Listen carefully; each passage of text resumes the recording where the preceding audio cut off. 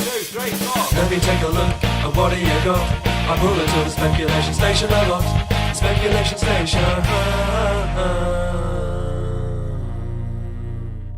Hello.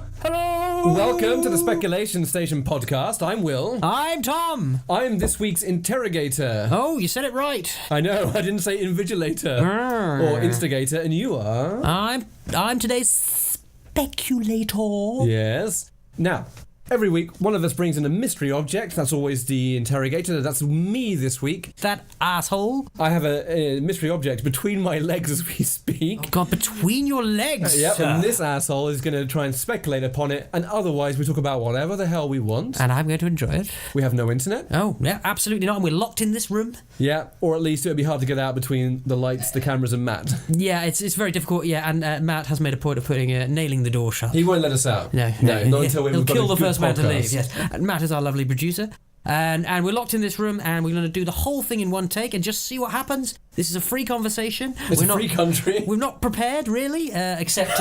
You can say that again. So here we go. I have an object for you. You may close your eyes. I'd like you to hold out a single hand of your choosing.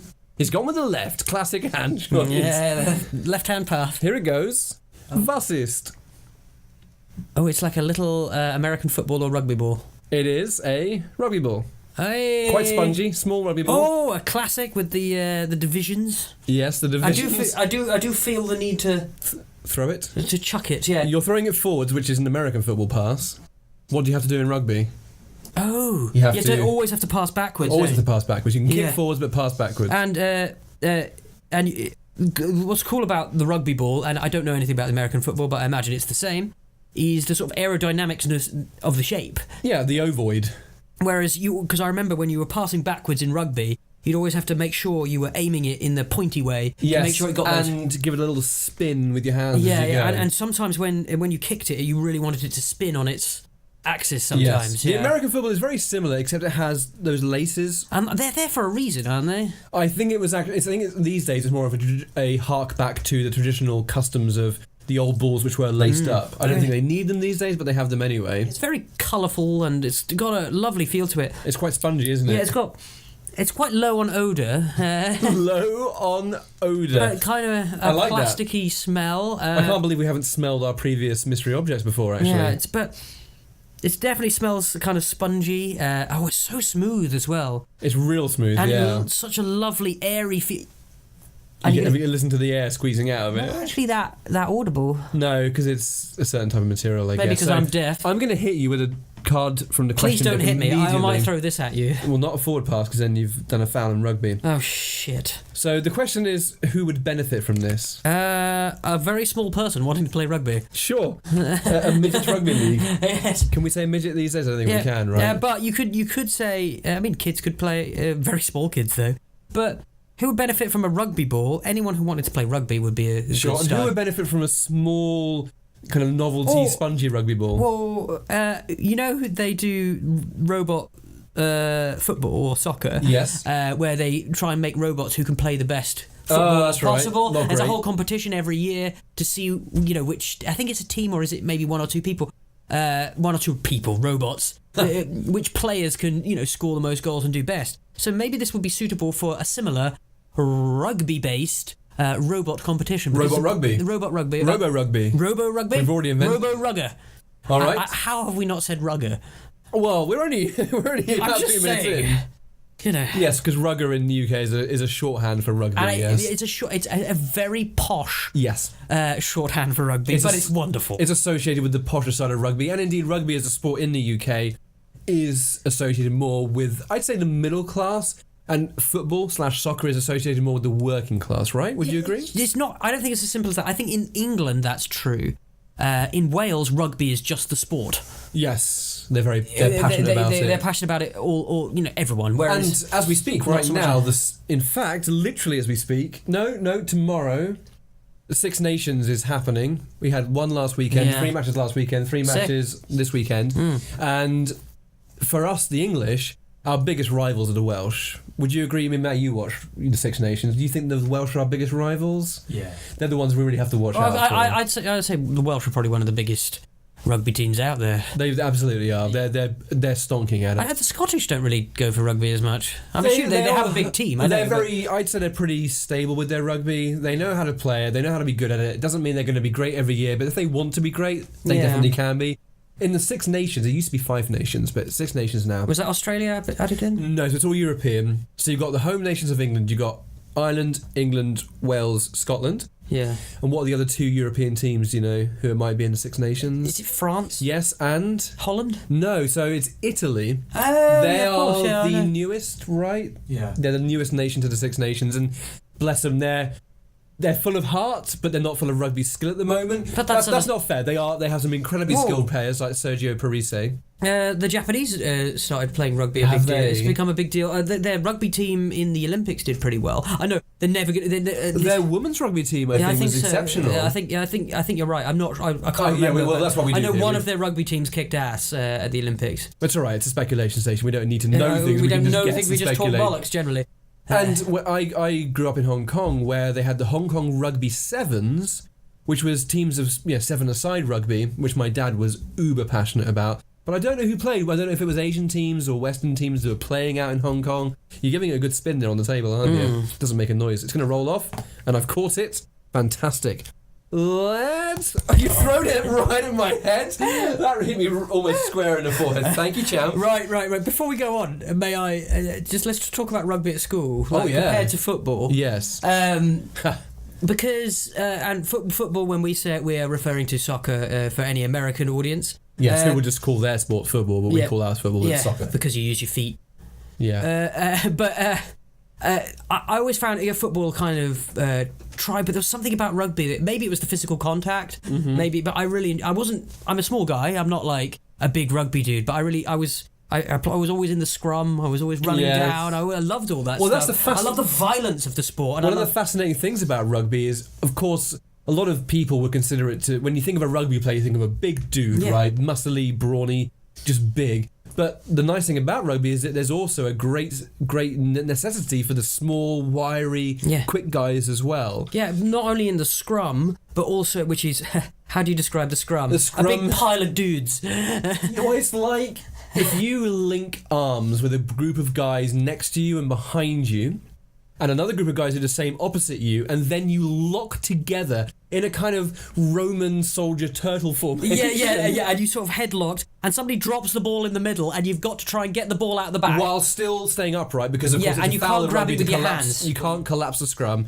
You can't grab the ball there. It has to be kind of you have to pull it out with your feet. And usually out the back, and then hopefully your team will get it. And generally, scrums are formed as a requirement from the referee. However, every now and then a natural scrum forms on the field in the middle of play, and that's beautiful. It's one of the best parts of rugby. We're actually not great at scrums compared England. to England are not great at scrums. There are other nations in the Six Nations who are better at it. Matt can probably help me out here. Who's good at scrums in the Six Nations? The French tend to be pretty good at it. The Welsh are, of course they are, because they're good at all of the elements of rugby. And they are big Welsh Valley dudes. Another thing that's common in rugby, do you remember playing rugby when it was super icy and cold? Oh, yes. And you'd fall over and just graze your whole body top to bottom. And, catching the ball, if you caught it wrong and on the end of your fingertips, it would numb forever. And I remember at prep school when I was, maybe 9-10 years old, in the autumn, winter time, we'd go to play rugby, and it was, our playing fields were like a good half a mile from the school. They were downhill, which is great when you're going there, not great when you've played a sport for an hour and a half and you've got to walk back up in the freezing cold. And I remember our changing rooms were in these old stables, because our school was this amazing old country mansion that had been sequestered into a school. And the stables were the changing rooms, and they had no heating, and you're already cold enough. So you'd go back to the stable changing rooms and trying to put on your shirt and button up the buttons, and that feeling when your fingers are so numb, you don't get any feedback to the brain, so your brain doesn't know what's going on. So I couldn't button up my shirt. Well, you sort of you become ham-handed. Ham-handed, yes. You're just trying to get one button into one hole. It's like on jeans when they have button flies instead of zip flies. But they're never just normal buttons. They're always these probably because they don't want to break, but they're these really hefty, difficult buttons, and you have disked buttons, and you have to really jimmy them around and to get quite them in easy to take off because you go pop, pop, pop, pop, pop, and they undo No way, sometimes. But for bathroom visits, oh, it's so annoying. really difficult. You're better off undoing your belt, undoing the top couple of buttons. Absolutely everything.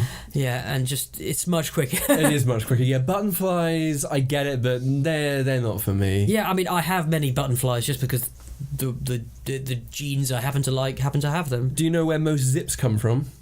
Zips? Yeah, most zips. What about them? Well, do you know where most of them come from? A company. Oh, in and terms a of country? production, no. Yes. No. So it's a Japanese company, YKK, something like the Yamazuki Kama, blah, blah, blah, blah, blah. Let's see my zip right now.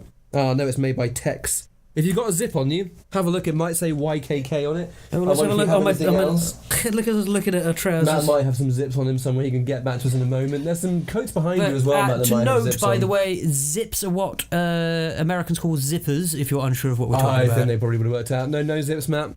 But most of them, I think the vast That's majority are made by YKK. Interesting. Which is, yeah, you might think that a Chinese manufacturer might be doing it, but no, the Japs, they met those good no zips surprise. and zippers. Yeah. So I'm going to pick up the question card that I picked up about 10 minutes ago. Yes, and yes. then you sequestered the conversation somewhere else, which is okay, because that's what we do here. It's fine.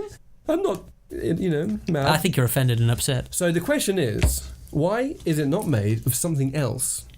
And you could talk about rugby balls in general, or this little miniature let's one. start with this little ball. I think it's made of this because it's probably A, affordable, Yes. B, very spongy and safe. Tactile. Yeah.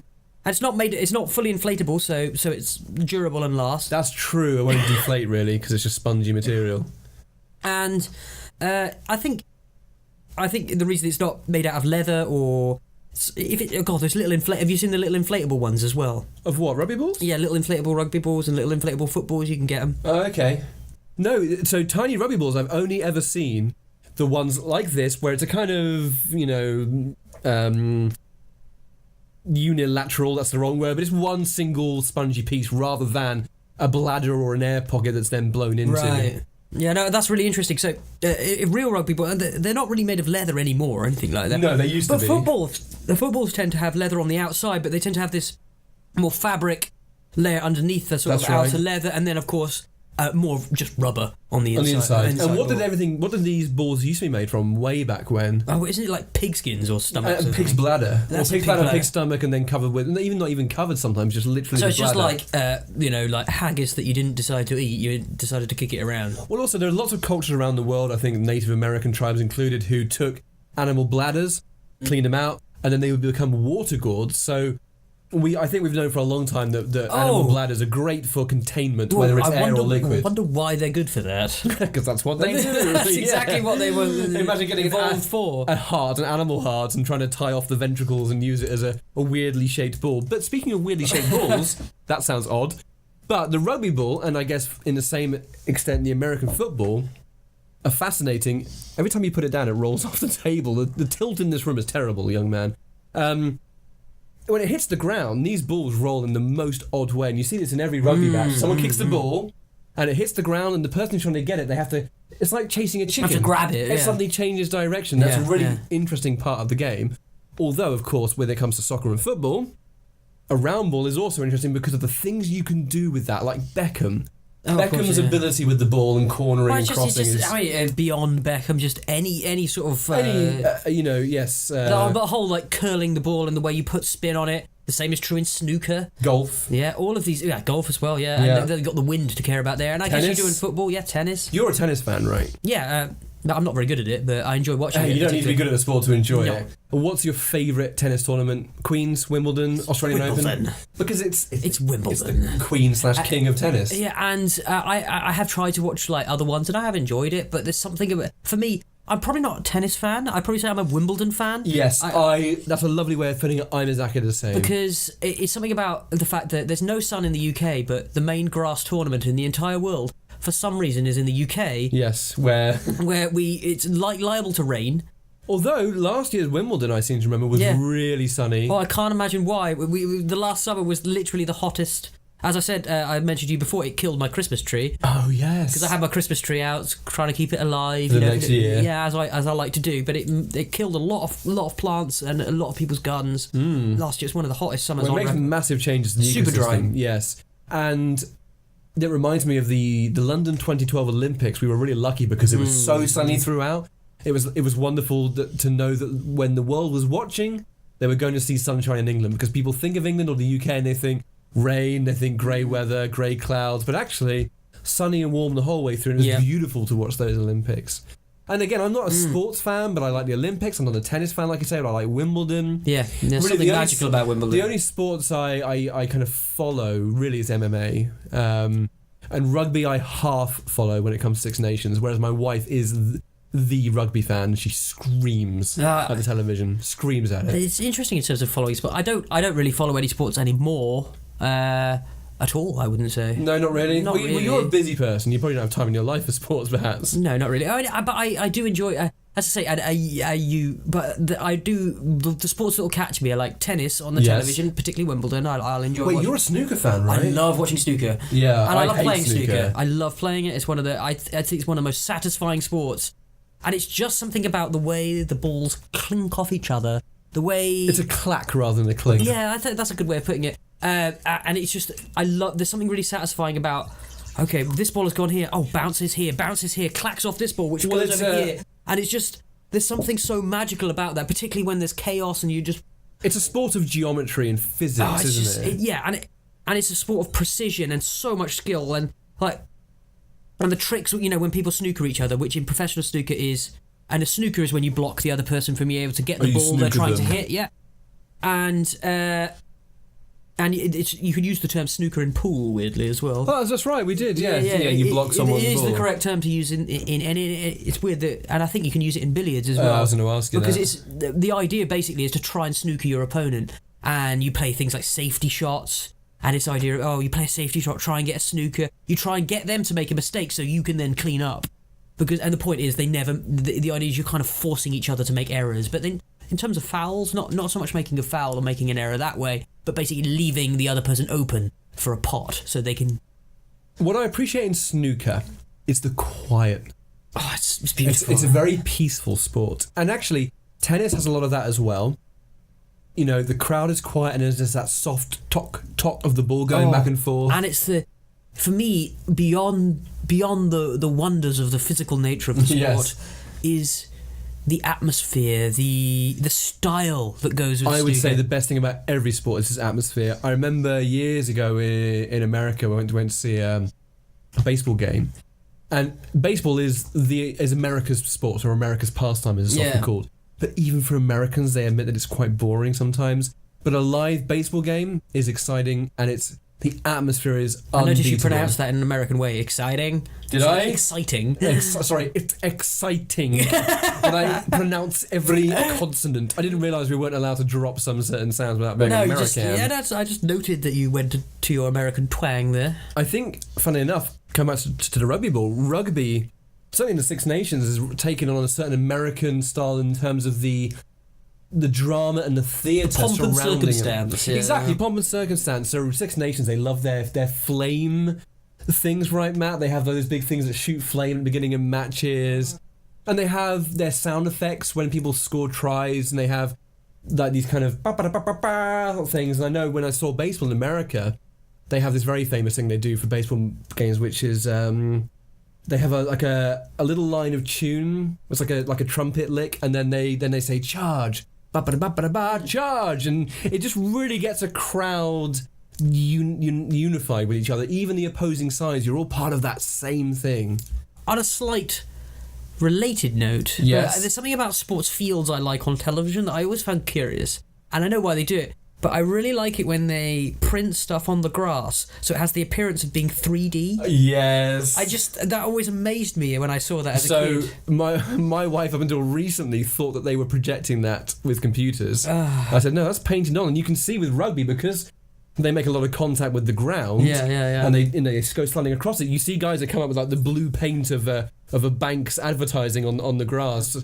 Or a bit of white from the line. I just think that's... I don't score. In rugby, it's scoring a try. What do you call it? Is it just a kick when you score a kick? What do you call it? Well, no. So if you kick just in the normal course of the game, it's a drop goal. Yeah. Or drop kick, Matt. Yeah, that's 3 points, isn't it? Or is it drop 2? Goal, thank you. I think that's right. Whereas if you score a try and then you kick, begins with C. Con. Do you know it? conversion? No, I wouldn't have got that. Oh, really? So you don't? No. It's just been too long since I've played. That's fair enough. Yeah. Yeah. So a try is like a goal in football, and a conversion is when you then successfully kick the ball through the goalpost after the try. However, depending on where the try is scored, wherever that ball falls, that depends on where the conversion is kicked from. Oh, that makes sense, yeah. So... because it's if it's further back... If it's further towards the sidelines, the kicker then has to kick from almost the sidelines and have a very angled kick, which is obviously way more difficult, yeah. So obviously the ideal is to score your try as close to the goalpost as possible in the centre, because then your kicker just kicks straight down the centre. It's still not easy, because that ball is... I remember kicking this as a kid. It's so weird to kick it. You have to be really perfect compared to a football. I think my unfortunate thing about all sports, football, rugby, is the clothing choice isn't great.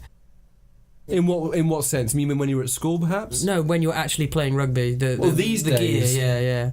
These days, modern rugby gear is really high tech. Yeah, I respect all of that, but in terms of if I want to walk out, again, this is why snooker is more attractive. You're saying you want to look fashionable? Yeah, it's snooker. You could get to wear a waistcoat, right? You get a nice shirt and tie. Yeah. There's a little sense of style, And again, on the snooker point, what's really interesting in there is it's mostly British people, Irish people, and some Chinese, and the Chinese as well seem to be into snooker, which is weird. Again, it's one of like rugby. It's a really kind of weirdly niche sport that only captures certain nations. That's true. There are some very. I guess very baseball's that because baseball is like America and Japan and nowhere else. And that's pretty much it.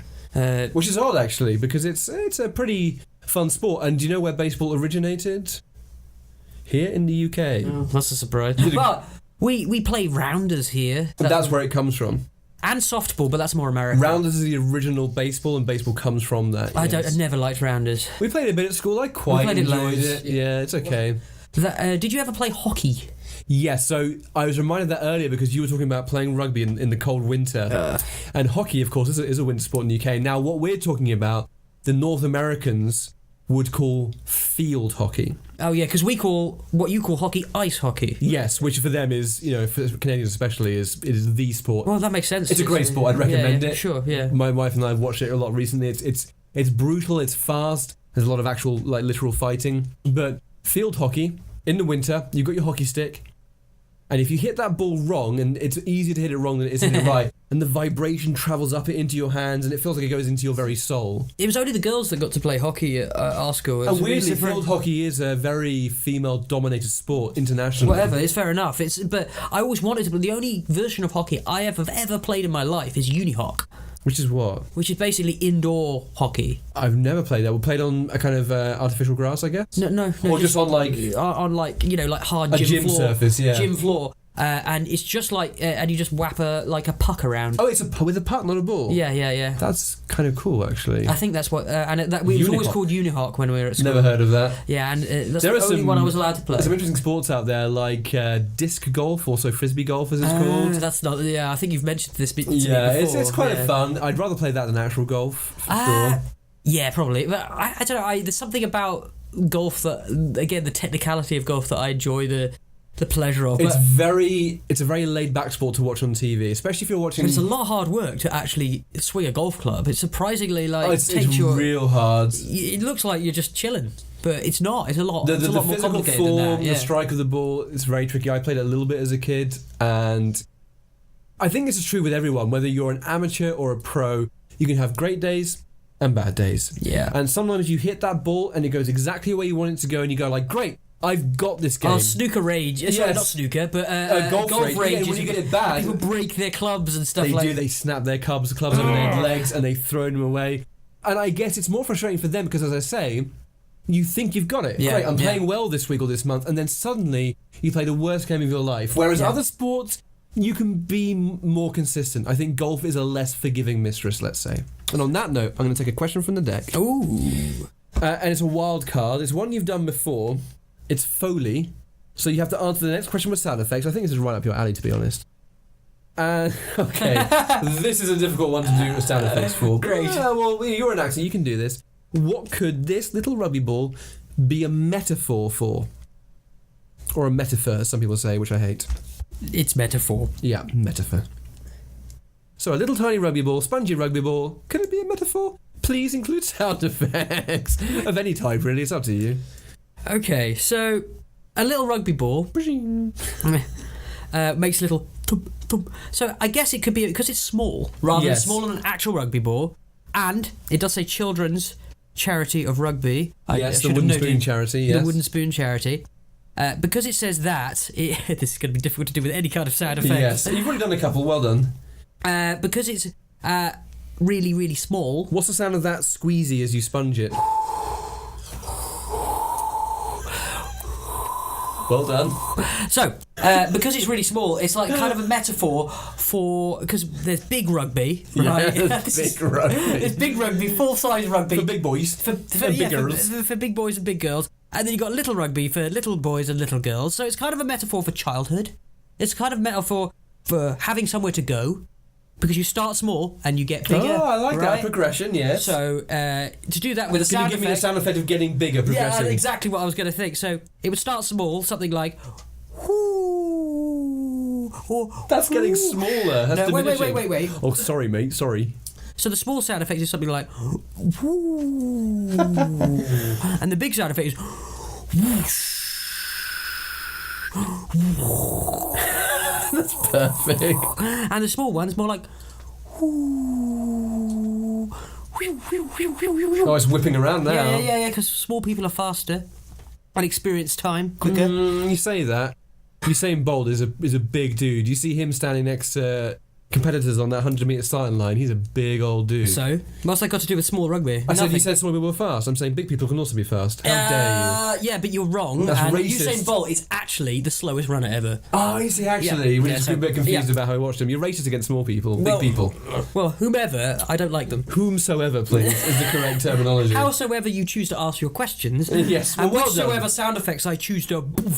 You got some good metaphors and sound effects. I'm not sure I really did get any good metaphors. Well, you did some, and that's all we asked for. So we'll move on to another one immediate, Mar. Matt's going to change our tablecloth because it is drifting. Thank you, Matt. You got another wild card. Excellent. And it's perspective, which means you have to answer the next question as... Oh. And I'll choose that in a moment once I see the question here. The question is, will it still exist in 100 years? What I want you to do is answer the question as me. What would my answer be to this question? Will it still exist in 100 years? Oh, hello, my name's Will, and I'm incredibly posh. Yes, I do, yes. Oh, yes, I've been travelling around the world, jet-setting. Why do I sound like I have, upper-class ennui? Because that's what you have. Oh, my life is so difficult. I just sort of, laser up. Yeah, so that's me, Will. So, what was the question? I forgot what the question was. It was something about 100 years. Will it still exist in 100 years? Well... I think everything gets better, as years go by. I certainly do. Things improve as the years go by. Things get better as the years go by. You do sound like that. That's a really good impression. Yeah, I think it's pretty accurate. You sound very much like Jacob Rees-Mogg. What would I say about that existing in 100 years? So I'd say the rugby ball, in general, I think you'd say it must exist in 1,000 years because... 1,000 now? 1,000 years. Years?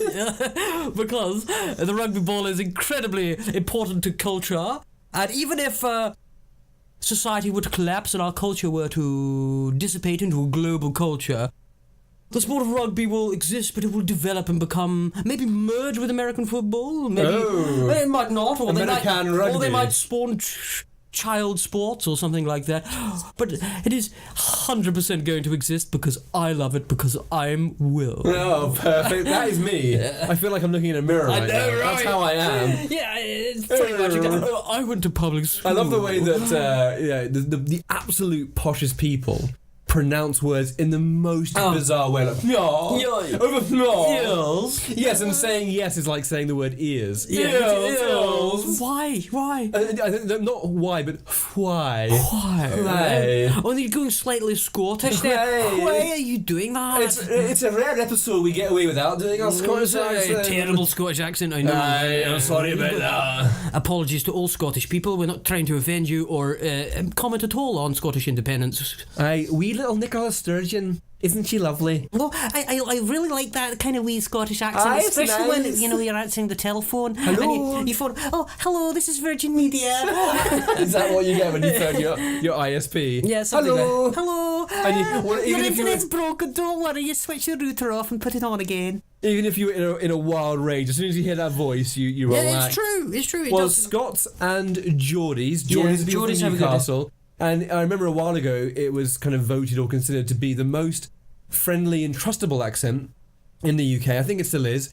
And call centres in the UK are often staffed by Geordies for that exact reason, because for whatever anger you phone up in, as soon as Geordie goes, wait, hello there, that's a terrible You hear Geordie Will's accent. voice and you'll be angry immediately. What do you want? Oh no, that's not true. So there was a thing about this. Yeah, because they bring in authority. You Yes. bring in someone who's got a posh voice to sound like they're an authority Yeah, figure. so you call a call centre with a problem, and the hapless call centre employee tells you everything they can tell you, gives all the help they can give you, and you say, no, I'm still unsatisfied, give me your supervisor / manager, and the manager comes on and they're a posh person like me, and they say exactly the same thing that the operative said, but the caller accepts it because it comes from this, as you say, more authoritative posh person. Because it's true, at least in the British context. I don't know how a British voice sounds in America or anywhere else around the world, but if somebody sounds like Prince George over here, Prince George, you mean Kate Middleton and William Windsor's kid, who doesn't really say much yet? whatever, one of the princes, Prince Charles. I'll call you. One of those princes. Prince George and Prince Charles, they're the same thing, right? I missed him! I threw the rugby ball in his head like he did earlier, but I missed him. If you got that sound of that voice, people tend to, ascribe authority to it. Yes. Generally. Good And use of even if ascribe. that's not reasonable, and it probably is unreasonable, but it's an automatic. But it also tends to piss people off when you talk that way. It is true. So when you're on the telephone, do you get posher? I probably do if it's a kind of business call, or if I'm calling a company of some kind. Yes, I would say yes. I need blah blah blah blah, and I'd put on posher voice, more formal phrasing, because I want them to respect me. Absolutely. I mean, sometimes I'll go to the point of doing a proper upping the posh voice. Listen and here. sounding incredibly angry. Although, to be honest, I try not to get angry at call centre operatives, because It really they have depe- nothing to do with it, really. It really depends what it is and how much force you need to put into the situation. In fact, I had an instance a few weeks ago. I've been trying to change my power supply and my electricity and gas at home, and the company was making it's it always really difficult, right? Yeah. And I called up with a lot of rage in my heart, ready to give them everything I had. And the guy was so nice and so helpful. And I know for most companies around the world, especially something like telecoms, for example, when a customer is trying to leave, the operatives are told, do not let that customer leave. Whatever you can do to keep them, you do it. Even if it's infuriating them on a 5-hour phone call so they get too tired to leave the company, you retain them. Customer retention. So I was a leaving customer, and this guy was so helpful. He talked to the other company I was trying to switch to. He told me when it was going to happen, what was going to happen, how he could help me. And that actually made my day a lot better. Yeah. You and I were talking about this just earlier today in the car. The difference you can make just by having a positive interaction with someone. Yeah, and just saying, have a good day, or have an excellent day. Or even asking someone how they are at the beginning. How are you? Yeah, what have you been up to? Don't work too hard. Unfortunately, my parents' generation, especially my mum and her friends, they consider that to be overly familiar. So if sort of like a cashier at a supermarket asks you how you are, that's overly familiar. How dare you ask how dare you ask me how I am? That is the most snobbish thing ever. Fuck cares. You're in the modern world now where people speak to each other as human beings, so you have to get over it. Wow, to be overly familiar. Yeah, and one of them, I've told you this before, one of my mum's friends was saying that she was aghast. She was absolutely angered at the fact that a guy had come round to fix the plumbing, something like that. So a blue collar worker in a white collar household. And, she called him Mr. something that was on his business card. He said, oh no, please call me John. So she did. And then afterwards she said, oh, I was so angry that I called him John. It's so overly familiar. You can't possibly call people by their first names. What? That's absolutely What world do you live in? gash. But even in business situations these days, people call the boss by, their first name. It's James, or something. But, for a certain type of upper middle or upper class person, they still live in this upstairs downstairs world of I'm upstairs in the house and you're downstairs in the servants' quarters. You're a servant who serves me, and we don't call you by your first name. You don't ask me how I am. But we've moved on from that world for a good reason, because it's absolutely a gash pan way of dealing with people. I mean, I've always thought being a plumber, being a workman would actually be in some ways a fucking amazing job. Well, every day might be different, and they get paid a lot of money. Not even that. I'm just talking about they do get a decent. Yeah, decent you're talking pay. about the kind of the experience of. Okay, so I'm in a room on my own. For most of the day, I'm ripping out a toilet, listening to music or listening to the radio, chilling out. On my own, nobody messing around with me, getting on with a project, a job that's quite satisfying when you do it well. Perhaps like an electrician on a building site. There's thousands of people around, but it's you, your task, doing it correctly, and using your skill. And these people are very skilled in their own way. It always seems like if you could get into it, a very enjoyable job, I think. I knew a guy in Australia who he is an electrician, and he basically works for 6 months, earns a whole bunch of money, and then spends 6 months in Europe doing whatever he wants and partying. Then he goes back to Australia and continues to cycle. I think that's an interesting way to live. It's not sustainable for everyone, but it's a cool job to allow for that kind of thing, because it's not like being employed in an office where you can't really take 6 months off and then come back and have your job back again. You're essentially you work for yourself, and you come back and you get jobs as and when they happen. I knew a guy who I met him in what I call the facility for and which is basically when I did medical testing. So I went to a medical testing company, and where you have pills tested on you, and you get paid money to have a little holiday, effectively. Little holiday in the facility. Eat kind of bland food. Hospital holiday. Yeah, and it's kind of interesting experience. And you meet, and what was interesting is the sort of characters of the people you get in there. But one of the guys there, he did it a lot. Oh yeah, and quite a few of them do. Almost like their career. And it's not quite their career. They use it often to pay for This guy said, I used this to pay for my wedding or whatever, stuff like that.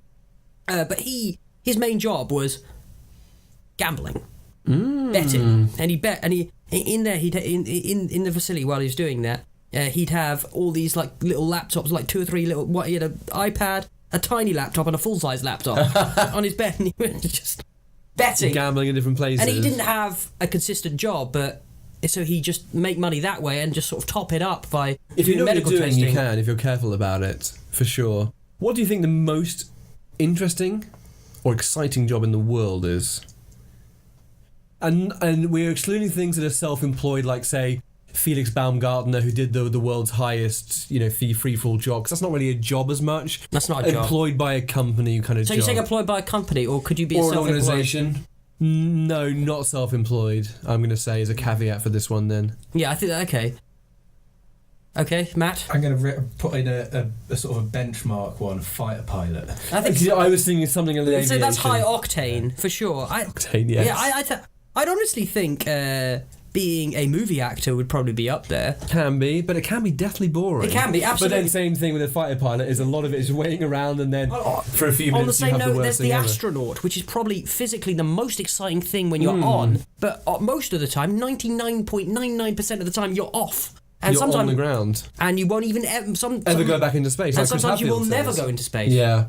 Well, interesting Matt mentions fighter pilots, because often they become astronauts, or rather astronauts are often from that world. It's either astronauts, basically. It's either or fighter pilots. It's either test pilots, fighter pilots, or scientists, really. Yes. Sometimes it's other people, but not for the most part. I think there's so many interesting jobs around the world that you're not really told about as a kid. There's so much emphasis and onus on kids to choose their careers and it's ridiculous. paths. And it's always things like, do you want to be in insurance? Do you want to be in psychology? But no one ever says, do you want to think about being a fighter pilot? Or the one I always think about is moat cleaner, because way back a few years ago when we had the politicians' expenses scandal, one of our politicians was using taxpayer money to have his moat cleaned. And it makes me think, someone does that job, but no one ever said at school that you could be a moat cleaner or maybe a graphic artist of some kind. It's really interesting that sort of kids are kind of telegraphed really early, like they choose their GCSEs or choose their A-levels. Yes. Where they have to sort of narrow down what topics they're interested in. Whereas, it's been well proven that on average, the human brain doesn't fully develop until, I think it's the frontal cortex or the frontal lobes. Yes. Don't fully develop till you're 25. Well, it's only now I've started to kind of realise what it is I like doing, what I want to do. Exactly. It's so weird that we expect kids to know that. Kids of all people, let alone the development of the frontal cortex, as you say, just the place psychologically and emotionally kids are in. That's why they're in that position. Yeah, well, okay, fair enough. It's just so far away from a type of person who says, yes, I know what I want to do. Yeah. I'd like to be an admin administrator in an office. And I think there's a story people tell that they, when they were born, they immediately knew they wanted to be a footballer, and then they became a footballer.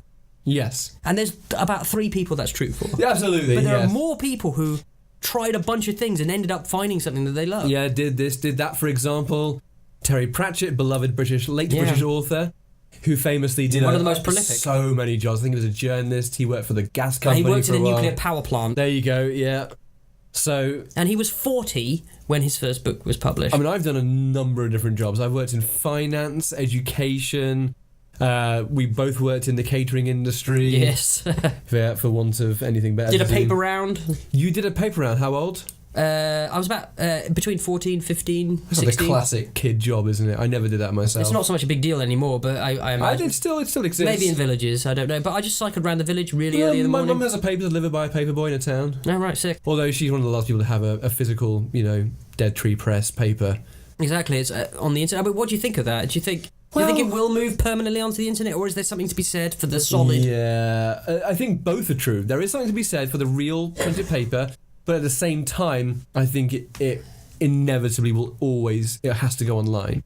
Weirdly enough, though, funnily enough, my wife and I were on a cruise recently, humble brag, and they gave us a choice. What kind of paper would you like? Different countries, American papers, British papers. So I chose the Times from the UK for want of a better paper, and they put that outside our room every day, and I found myself really enjoying having a physical paper to read.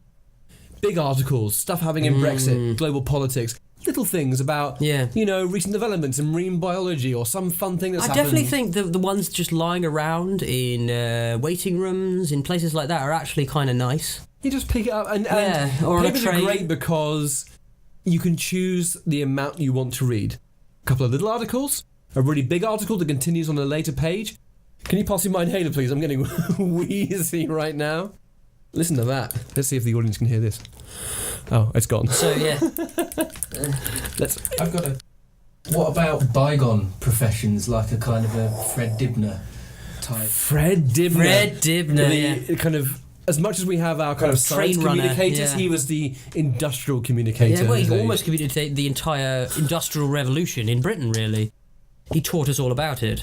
Bygone careers. You're right, because there must be a load that have fallen by the wayside. There's a whole that are really having problems at the moment, particularly if you talk about repairing St Paul's Cathedral or repairing the Houses of Parliament, which is a big deal at the moment, which is causing a huge controversy because they need to move Parliament out of Parliament for like a year to repair it. But the arts used to make those kind of buildings are becoming lost. And That's so there's true. only a few like masons left. Yes, or thatchers. And Thatcher's, I don't know, it's still quite a big business in thatching. Because there's a lot of thatch houses around. There's particularly where I come from, Suffolk is just populated East Anglia, with thatch houses. But there aren't many thatchers, and that's one of those professions that is definitely dwindling. But I'd say it's probably a little better off than masonry. I don't know, maybe not. Yes. Certainly one of the bygone professions, as Matt says, that I always think of that goes way back would be the poor sod way back in like the medieval era, whose job it was to stand in the cesspit as literal shit fell on him and like shovel it out. Of course. What were they called? Well, that level. Shit shovelers. Poop scoopers. Poop scoopers. Ye olde poopy scoopo. My father was called Ploppy the Slopper. Well, actually, there's a title, isn't there? In I don't know if it's like the court, the royal court, or politics of the Privy Council. Yes, the Privy Council. Council. And the Privy is all to do with the toilet. And it was a very highly esteemed job to be the person who dealt with cleaned the royal privy, the king's shit, essentially. Yes, the king's shit assistant. Yes, like you're cleaning the shit of like the god-appointed leader of our country. That's some important shit right there, literally. But there must be something more recent in like the 20th century, a kind of a big job that's now totally gone. What you mean, a more recent job? Yes, a more recent job that was really important and then suddenly it just disappeared into obscurity.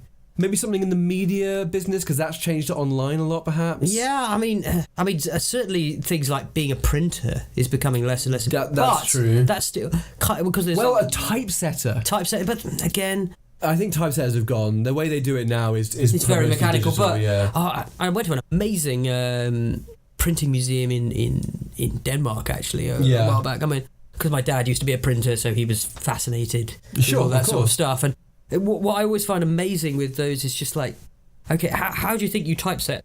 How would you even think you create, say, a page of a book to be printed an old-fashioned way? So, as far as I vaguely know, you have your cases of letters, which is where we get uppercase and lowercase from, and you put them in back to front, right? Well, yeah, in reverse order, so they print obviously like that, and then you put them into kind of shelves or little lines. And then you create your page. Is that it? You're close. It's just actually a little more complicated than that. You actually create a cast so you create a cast of that, and then you create an actual print of the page. So that's like the page original, like the negative of the page, and then you slap that down. So it's almost like you create a plate, and they're called plates, I think. I don't remember the exact terms, but the idea is you use those types to then create a cast, which then makes the plate. And you use that plate to then print the book, or that makes sense. I'm glad I was somewhat the way there. Yeah, you were much closer than that. So it reminds me of, I think, a lot of big careers from the Industrial Revolution that then disappeared. Would be, say, the pottery makers, the weavers, where for a while it probably seemed like this is the big thing. We've got all these machines, and you work these machines. This is going to be it. And then, of course, it became more and more automated, and those jobs were suddenly, they came and went as quickly as they came. They went as well. Something like Josiah Wedgwood, if you know, he's one of the maybe the most famous British potter and pottery company. Right. They had their own kind of handmade production line of pottery, and they still exist today. Josiah Wedgwood's company, who I can't remember where they are, whereabouts in the UK they are, but they still handmade pottery. But by and large, those things went into automated systems, but. Correct me if I'm wrong, you guys, but I think there's been a reverse trend recently where people, let's say for objects in the home, ornaments, pottery, people actually want to go back to a handmade item and not a machine-made item because some woman or man put their thumbprint into that, and I can There's something to be said for all of that kind of bespoke thing. I think that's sort of getting a resurgence. I think the internet is helping, and lots of small companies are doing that kind of thing, like glass blowing. Like all these sort of old... but bespoke artisan technologies is because people are willing to pay more for something made in that old-fashioned artisanal way. Yes. So they're sort of becoming a sort of niche business. Yes, in a way they weren't before. Yes. Particularly, like I say, maybe even thatching or masonry might become those kind of sort of niche business in a different way because... who makes glass ice sculptures? I need a guy to make an ice sculpture for this guy. I know it's a very popular thing to have at events. Yeah, it is true. That's very true. It's cool, but where'd you go to get the ice sculpture guy? Yes, and also how does one become an ice sculptor again at school when they say, right, choose a career? They never say you can be an ice sculptor, by the way. There was a gun maker. As one of the gunsmith, maybe. Yeah, it was actually called gun makers. As one of the. What do you call them? Work experience jobs that we were allowed to do. I did apply for it. I didn't get the gun maker. That would somebody be cool else, to do. perhaps more suitable, got it. I ended up getting a solicitor's as my work experience. That's still quite interesting. It was, but it also solidified in my mind a single thing, which was I will never ever work in an office if I can fucking avoid it. I don't want to go into a normal job, let's say. Because everything about it made my skin crawl from the inside out. So, interesting coincidence. My work experience job when I was about 15, 16 was with an industrial magazine publication. Oh, that sounds interesting. Yeah, so they had an industrial magazine for a certain industry and they published it and they wrote different articles for it. Then, probably a decade later, when I'd moved around the country, I'd been to university and out and blah, blah, blah, blah, blah. And you and I lived together in Dove Holes in Derbyshire. And I worked in Buxton. I worked for the Buxton Press. And one of my clients specifically, because I was an account executive, was this printing with this publication that I worked for my work experience. No, that's hilarious. And they were my client. And that was just a really weird tie-in to that career experience. And yet again, like we said earlier, another job added to my roster of jobs I did. Oh yeah, but just working in printing. This is a job I had for a few years, and it was a job I hated beyond belief. But I learned something from, which was when I worked in what I would call the money mill, yes. I worked in an underground bunker underneath Lloyd's TSB Bank. Yes. We're counting money effectively, sorting money, and it was just like millions of pounds being moved in and shifted physical back cash, in right? physical cash, back and forth, both coins and notes. Most money is contained in £20 notes in the UK. Most money is. Our main notes are 5, 10, 20. Some 20 50s is very by rare. far the quantity of £20 notes. That's interesting. I would have thought it would have is been incredibly maybe high. 5s and 10s. But I learned a lot from it, and it taught you to see money in a different way. See money as just another thing, it's right? just a thing. But was it ever depressing to see those large amounts of money? Of course it was. Yeah, knowing you every couldn't now have and it. again you'd sort of go, God, if this one you made bricks of money. Bricks of cash, yeah. So you could press them down with these big strapping machines, which were awesome to use. Oh, They were yeah? big Industrial strapping and strap machines. them down into these awesome bricks. Very tight and and you just compact. go, I'm holding 50 grand, right? That would sort me out. That was Just Jimmy. this, and this is hundreds of these are flying through this place every So it day. kind of makes money Thousands. almost meaningless. Yeah, in a weird way. So it sort of takes this idea of money and makes it an absurdity. And I think loads of people, and it had a very negative attitude, that place. There was no sunlight. Yeah, and everyone was counting money, and they weren't paid. They were paid. The pay was okay. It wasn't terrible, but Yeah. it was above minimum wage, so it wasn't like they were insulting you. But at the same time, everyone was really angry and complaining and under high pressure at all times. But certainly what I learned there was you can't get... There's no need to get angry about the money, really, because it's just a bit of paper that you strap together and throw into a big old cage full Would of you more money. say that was your worst ever job? Because for me, as I talked about the press, the printing job, Yeah. that was maybe my worst. In terms of when I was a chef, that was real hard work. It was the hardest job I've ever done. But working in the press was the most stressful job I've ever done, and I literally lost sleep. I'd wake up at 5 a.m. with anxiety and not go back to sleep. See, It was horrible. I never had that.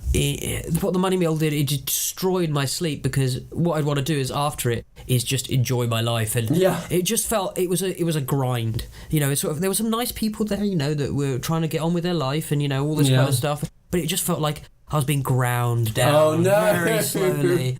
You know, like the idea, and they were always like, oh, you know, maybe you could go for promotion, maybe you could get, you know, and I was like, no, anything but stay in this place, anything but continue this. And they cut corners. It was G4S, right? Happily group level 4 with. Security Corps, yeah. They cut corners. They and I don't want to, you know, give any corporate slander, but it's long since I ever worked there. But well, they have a bad track record. Again, we talked about the Olympics in a previous episode, and the London 2012 Olympics were originally... they destroyed it. G4S destroyed it. Their handling of it, the security of it. They had to bring in the army, I believe, right? Inevitably to make up the because they messed it up shortfall. completely. And I, as soon as I saw that news, I was like, well, that's G4S. Cut corners, don't do things properly. Say you can do something and not be able to do it. And when something's missing, just cheat. Oh no, that's terrible. Yeah. And there was so much of that sort of easy cut corners, you know. I was lucky never to be a responsible person who ever made a decision like that. But that was the general assumption, is it just felt like you wanted to cut corners and push. And do you want to live in a job like that? That's terrible. I'm going to bring us back, before we finish, to the rugby ball, which is somewhere. Where have you put it? You threw it at me and it's... oh, that's right. Well, it doesn't matter then, because it's long gone. if you can find it, I'd like to throw it at you again. So the last question is it historically significant? The rugby ball? Yes, because at the moment it was, at least the story we tell about how rugby was created. Yes. Which is the idea of... came from somebody just picked up a football at some point and started running along with it, and suddenly it was a sport. Yes, and that, as you say, that's the story we tell. Whether that's true or not, I don't know, but it's the wonderful mythology of rugby. Do you know the history of original football? Soccer itself. Yeah, which is apparently it used to be just something that happened in the town. Yeah, it was They just had a played bladder over- and they just played it through the streets. and it just could be kicked a ball around. Hundreds of people Yeah, it was playing literally right? hundreds and hundreds of people kicking a ball around. And that felt more, but you could pick it up. So that was almost more like the way we play rugby now, in many ways, because there was fewer rules. One of Terry Pratchett's modern books before he sadly passed, called Unseen Academicals, is about football. A lot of Pratchett fans don't like it because it's very different from his usual oeuvre and his football, which often Pratchett fans aren't football fans. But in his disc world, the game as it's played at the time it's hundreds of people and it's played across a huge urban area. It's violent, it's horrible, and there's very little actual kind of football rules to it. And they keep referring to it as foot the ball, which I think is where that term comes from. Yeah. Foot the ball, kick the ball, essentially. That makes sense.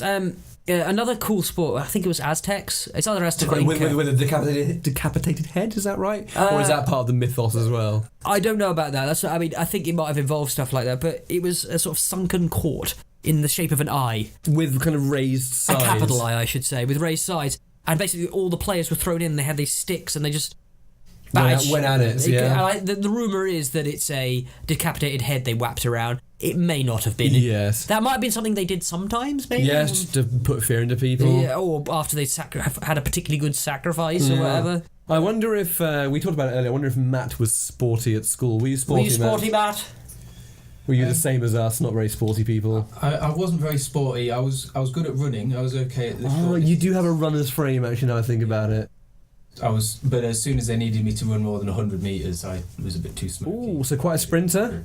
Yeah. Did you do athletics at school? A little bit, yeah. I was within the school. I was the fastest in my year. No way! Oh shit! We got a sprinter on our hands. I was alright at sort of endurance running at school, but never at sprinting. I was bad at all kinds of running. But I mean, I am an asthmatic, which I use as an excuse. It's a pretty. But also at the same time, there are plenty of asthmatic athletes out there. There's your genetics going against you being that Olympic athlete, unless you take some drugs. Yes. Well, I mean, I quite like drugs, so give me the drugs. We'll end on that note. Okay. So, let's talk to this camera here. This camera here. That one there. Hello. No, not hello. Goodbye. Goodbye. Go away now. Thanks for joining us. We've lost the rugby ball.